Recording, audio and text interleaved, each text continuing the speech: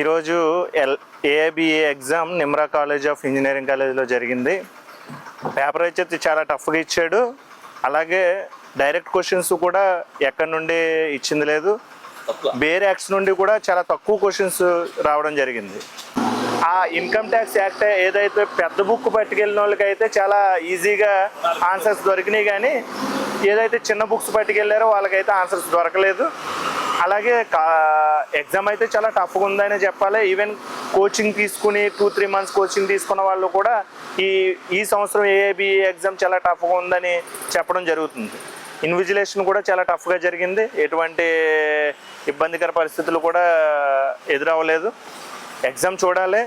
Maximum 60 to 70% members pass అవుతారు అనుకుంటున్నారు ఏఐబిఏలో, కానీ చూడాలి. కీ వచ్చిన తర్వాతే తెలుస్తుంది. కానీ ఏదైతే నిమ్రా కాలేజ్ ఆఫ్ ఇంజనీరింగ్ ఈ ఇన్స్టిట్యూషన్ ఉందో, ఈ యాజమాన్యం సకల బాగా ట్రీట్ చేసింది స్టూడెంట్స్ని.